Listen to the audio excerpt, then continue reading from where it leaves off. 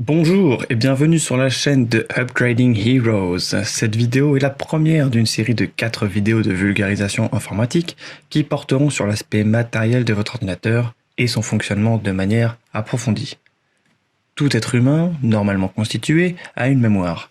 Et bien c'est pareil pour votre ordinateur, à un détail près. Un ordinateur a plusieurs types de mémoire. Aujourd'hui, nous parlerons des niveaux de mémoire. Alors si vous avez peur de vous embarquer dans une vidéo bien trop compliquée pour votre niveau, réjouissez-vous, car cette vidéo est à la portée de toutes et à tous. Les niveaux de mémoire. Pourquoi un ordinateur aurait-il plusieurs types de mémoire? Une seule mémoire suffit, non? En fait, le problème c'est qu'on a besoin d'avoir une mémoire à la fois rapide pour récupérer une information très vite et importante pour stocker beaucoup de données. Malheureusement, nous ne sommes pas capables de créer une mémoire qui soit à la fois très rapide et importante. Plus exactement, les mémoires rapides coûtent cher et on n'en fait donc qu'en petite quantité. Du coup, pour nous arranger, nous avons dû doter des ordinateurs de mémoires très rapides, mais pas importantes, et des mémoires importantes, mais pas très rapides. Dans cette vidéo, nous aborderons donc les différents types de mémoire que j'ai choisi de vous classer de la plus lente à la plus rapide, et donc par incidence de la plus importante à la plus petite. Commençons donc par le disque dur. Le disque dur que vous connaissez sûrement, c'est là où on enregistre les fichiers. Jusqu'ici, rien d'étonnant. Attention, quand je parle ici de disque dur, je parle également de SSD. Je détaillerai par la suite la différence entre ces deux systèmes. Le disque dur est une mémoire très lente du point de vue d'un ordinateur, car pour nous, humains, elle est très rapide. Le disque dur sert à deux choses, sauvegarder et stocker de nouvelles données, et permettre au programme de fonctionner. En effet, la plupart des programmes vont utiliser la mémoire vive de l'ordinateur pour fonctionner, et donc aller plus vite pour dialoguer avec le processeur. Sur ces illustrations, vous pouvez constater qu'il y a un disque dur d'un côté et un SSD de l'autre. J'ai choisi des vues de ces appareils où ils ne sont pas recouverts par leurs emballages. Là, c'est la vue du matériel sans les protections. Donc comme vous le voyez sur cette illustration, le disque dur est en réalité un disque qui tourne autour d'un axe qui est entraîné par un moteur, donc ça nécessite un peu plus d'électricité pour faire fonctionner ce moteur, ce système, et donc il y a ce qu'on appelle une tête de lecture ici, une aiguille avec la tête de lecture au bout, et donc il va se déplacer autour du disque pour aller lire les données. En ce qui concerne le SSD, on ne parle pas de fonctionnement mécanique, mais de fonctionnement électronique. C'est en quelque sorte une carte mémoire. Un disque dur va être beaucoup plus lent de base qu'un SSD.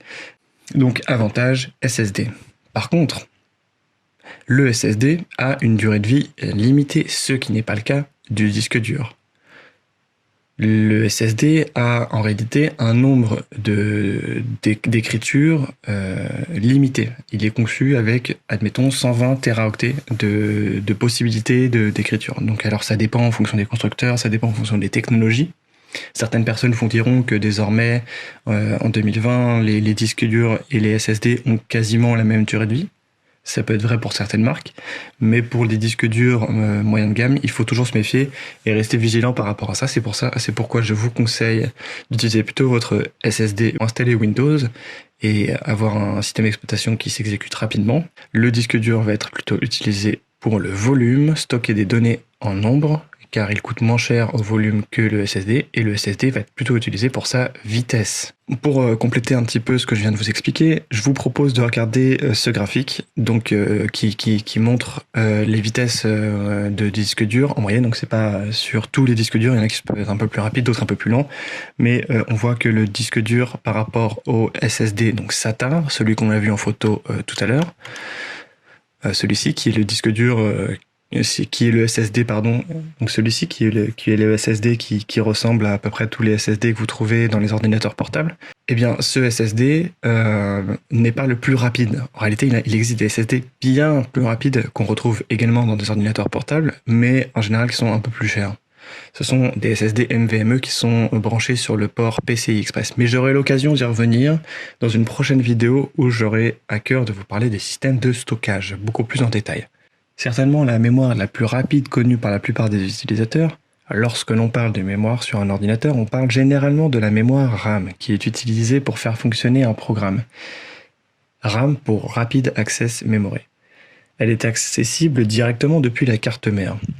Alors, elles dépendent de plusieurs critères, donc, qui sont donc la taille, 1 Go, 2 Go, 16 Go, mais également la génération, DDR2, DDR3. On est actuellement à la génération DDR4.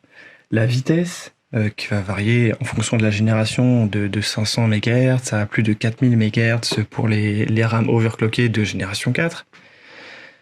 Et le format SODIMM ou DIMM en fonction de si vous êtes sur un PC portable ou un PC fixe.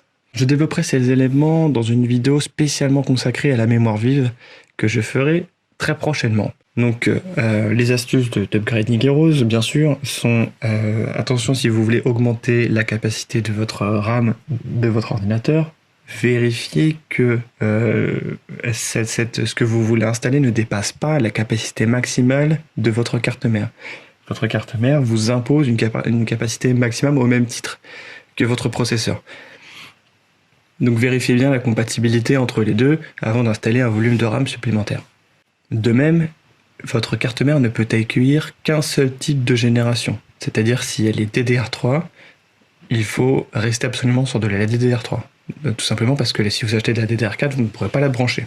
Et par ailleurs, les mémoires peuvent doubler leur fréquence de bus en utilisant la technologie Dual Channel ou Quad Channel pour les très grosses cartes mères. Je pourrais faire une vidéo dédiée à ce sujet si vous le souhaitez, mais dans les grandes lignes, si vous changez de RAM, c'est mieux de prendre votre RAM par paire. Alors maintenant, nous allons parler de la mémoire cache. La mémoire cache se situe à l'intérieur du processeur. Elle ne peut pas être changée, contrairement aux deux mémoires précédentes que l'on a vues, le disque dur et la RAM. Donc la mémoire cache, elle fait le lien entre la mémoire vive et le processeur. La mémoire cache est également appelée mémoire tampon. La mémoire cache, également appelée mémoire tampon, est une mémoire rapide permettant de réduire les délais d'attente des informations stockées en mémoire vive. En effet, la mémoire centrale de votre ordinateur, disque dur ou mémoire vive, possède une vitesse bien moins importante que le processeur. Il existe néanmoins des mémoires beaucoup plus rapides, mais dont le coût est très élevé. La solution consiste donc à inclure ce type de mémoire rapide à proximité du processeur et d'y stocker temporairement les principales données devant être traitées par le processeur. Il existe plusieurs niveaux de cache en fonction de la génération de votre processeur et de son nombre de cœurs. Tous ces niveaux de cache permettent de réduire le temps de latence des différentes mémoires lors du traitement et du transfert des informations. Pendant que le processeur travaille, le contrôleur de cache du premier niveau peut s'interfacer avec celui du second niveau pour faire des transferts d'informations sans bloquer le processeur. De même, le cache de second niveau est interfacé avec celui de la mémoire vive, le cache du troisième niveau, pour permettre le transfert sans bloquer le fonctionnement du processeur. Plus le processeur est puissant, plus le cache est important. Par exemple, pour un i7 9700K, il y a 16 MO de cache, alors que pour un i3 9100F, il y a 6 MO de cache, ce qui est déjà beaucoup. Le cache sert donc à stocker des informations redondantes afin d'éviter au processeur de devoir chercher ces dernières dans la mémoire RAM. En effet, la mémoire cache du processeur est beaucoup plus rapide à transmettre les informations de la mémoire RAM qui se trouve plus loin dans l'ordinateur. Et enfin, les registres. Donc c'est une mémoire ultra rapide située directement dans le processeur qui communique avec la mémoire cache. Un registre est un emplacement de mémoire interne à un processus. Les registres se situent au sommet de la hiérarchie de la mémoire. Il s'agit de la mémoire la plus rapide d'un ordinateur, mais dont le coût de fabrication est le plus élevé, car la place dans un microprocesseur est limitée. Donc je ne vais pas entrer plus en détail dans les registres, car cela reste une vidéo de vulgarisation. Mais si vous en faites la demande, ce serait avec plaisir que je pourrais vous faire une vidéo plus longue, au même titre que pour la RAM, le stockage et le processeur. Donc pour conclure, voici un récapitulatif des mémoires classées des plus lentes, le disque dur, à la plus rapide, les registres, mais également des plus volumineuses aux plus petites. Les registres sont donc à peine capables de retenir quelques nombres, tandis que les disques durs peuvent stocker de très gros fichiers. Quand je dis qu'une mémoire est lente, c'est à l'échelle de l'ordinateur bien sûr. Pour un ordinateur, 8 millisecondes pour accéder au disque dur, c'est déjà trop long. Il faut ajouter une dernière information très importante, seul le disque dur retient tout le temps les informations qu'il contient. Toutes les autres mémoires, registres, mémoire cache, mémoire vive, sont des mémoires temporaires. Lorsque vous éteignez votre ordinateur, ces mémoires se vident. Et donc, tous les fichiers qui étaient sauvegardés dessus disparaissent. Merci à vous d'avoir regardé cette vidéo et je vous dis à bientôt pour une prochaine vidéo. En attendant, n'hésitez pas à vous abonner et à visiter mon site web upgradingheroes.com.